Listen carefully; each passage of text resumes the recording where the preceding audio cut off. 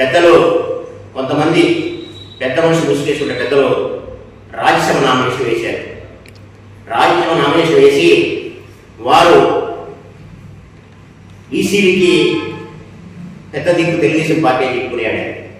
అదే నోట్లో నుంచి కదా అభినవ జ్యోతిరావు పూలే జగన్మోహన్ రెడ్డి కొనియాడింది. మీరు ఈరోజు అధికార పార్టీ ఏ పార్టీ అధికారం వచ్చినా 3 మాసాల్లోనే పార్టీలు మారే దిక్కు చూసేటువంటి మీ స్వభావానికి గత 2019లో అధికారం వస్తే 3 నెలలకే మళ్ళీ పార్టీలోకి వచ్చారు. ఆ రోజు ఎందుకు వచ్చారో ఎవరో తెలియదు. ఈ రోజు మళ్ళీ ఈ పార్టీ ఎందుకు పోయారో తెలియదు. మీకు చిరకాల కోరుకున్నటువంటి పెద్దల సభ రాజ్యసభ సభ పంపించింది జగన్మోహన్ రెడ్డి గారు కాదా అని మిమ్మల్ని అడుగుతున్నాం. పెద్దలు మస్తానరావు గారు, పెద్దల సభకి మొట్టమొదటిసారి మిమ్మల్ని పంపించింది జగన్మోహన్ రెడ్డి గారు వైఎస్ఆర్ కాంగ్రెస్ పార్టీ కాదా? మీకు 39 ఏళ్ళ అనుబంధం తెలుగుదేశం పార్టీతో ఉంటే మీరెందుకు అక్కడి నుంచి పెద్దల సభకు పోలేకపోయారు? ఇక్కడి నుంచి ఎందుకు పోయారు అంటే బీసీలని జగన్మోహన్ రెడ్డి గారు అన్ని వర్గాల వారిని కూడా చట్టసభలో పంపించాలనే ఉద్దేశంతో ఒక యాదవ సామాజిక వర్గం నుంచి మిమ్మల్ని, ఒక మత్స్యకార సామాజిక వర్గం నుంచి మోపిదేవి గారిని, అలాగే ఆర్ కృష్ణ తెలంగాణకు సంబంధించినటువంటి ఒక వ్యక్తిని కూడా తీసుకొచ్చి రాజ్యం పంపిస్తే మీరందరూ ఈరోజు ఎందుకు వెళ్ళిపోయారో మీకేమీ అది కొత్తగా ఖాళీ అయిపోయి ఏర్పడినటువంటి స్థానం కాదు. మీకు మీరే రాజీనామా చేసి మీకు మీరే ఖాళీ చేసుకుని మళ్ళీ మీకు మీరే ఎన్నుకొని దానికి చంద్రబాబు నాయుడికి కిరీటం కట్టబెడతారు. కాబట్టి ఇది మంచి పద్ధతి కాదు. మీరే ఈ పార్టీలో బీసీలకు ఏదైనా చేస్తే అది జగన్మోహన్ రెడ్డి గారే. అభినవ జ్యోతిరావు పూలే జగన్మోహన్ రెడ్డి గారి 100 సార్లు మీరు అనేక ప్రసంగాల్లో చెప్పినటువంటి మాట వాస్తవం కాదని అడుగుతున్నా.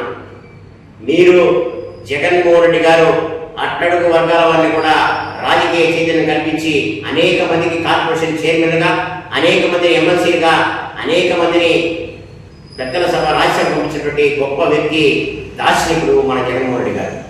అలాంటి వ్యక్తి ఈరోజు మాలాంటి వాళ్ళకి బీసీని ఈ పార్టీలో ఉండి చూసుకుంటే మాకే భయం వేస్తుంది. బీసీలకి ఇంత గౌరవమైన ప్రధాన స్థానం ఇస్తే ఈరోజు బీసీలందరూ కూడా వెళ్ళిపోతుంటే మీరందరూ ఒకే టాన్లో ముక్కలని చెప్పి కూడా ఈ సందర్భంగా తెలియజేస్తారు. మీరందరూ తెలుగుదేశం పార్టీ నుంచి వచ్చినటువంటి ఆ టాన్లో ముక్కలే మీరు. మళ్ళీ మీరు వెళ్ళిపోవడం మాకేం కొత్త కాదు. జగన్మోహన్ రెడ్డి మిమ్మల్ని నమ్ముకుని రాజకీయ పార్టీ పెట్టా, ఆయన ఒక్కడే పార్టీ పెట్టి మళ్ళీ 2019లో విజయదులు మోగించి ముఖ్యమంత్రి స్థానాన్ని అనుభవించేటువంటి గొప్ప వ్యక్తి జగన్మోహన్ రెడ్డి గారు.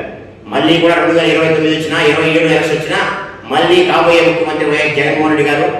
మీరు ఒక్కసారి మళ్ళీ జగన్మోహన్ రెడ్డి గారిని విమర్శించేటప్పుడు, వైఎస్ఆర్ కాంగ్రెస్ పార్టీ విమర్శించేటప్పుడు ఒక్కసారి మీ మనస్సాక్షిని ఆలోచించుకుని మాట్లాడాలని చెప్పి తెలియజేస్తూ, ఎప్పటికి కూడా జగన్మోహన్ రెడ్డి గారి పేదల పాలిట పెళ్లిదే. ఈ బడుగు బలహీన వర్గాలకి అందరికీ అత్యున్నత స్థానం కల్పించేటువంటి మహోన్నత వ్యక్తి జగన్మోహన్ రెడ్డి గారే. అది మీ నోట్లో నుంచే కొన్ని 100 సార్లు పలికింది. ఈరోజు మీరు ఎందుకు మీ సొంత కారణాల మీద ఎందుకు వెళ్ళిపోయారో మాకు తెలియదు. వ్యాపారాలలో అయితే నాకు తెలిసిన వ్యాపారం అయితే అధికార పార్టీతో సంబంధం లేనటువంటి వ్యాపారం ఇది. మీరు ఎందుకు ప్రతి రాజకీయ పార్టీ అధికారంలోకి వస్తే మారిపోతారో నాకు తెలియదు. అది మీ విజ్ఞతగా వదిలేస్తున్నా.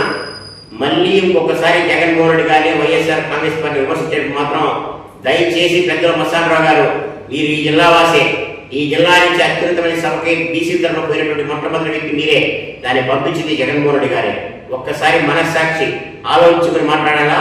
ఇంకొకసారి జగన్మోహన్ రెడ్డి గారిని వైఎస్ఆర్ కాంగ్రెస్ పార్టీ విమర్శిస్తే మాత్రం మంచిది కాదని చెప్పి ఈ సందర్భంగా తెలియజేసుకుంటూ సెలవు.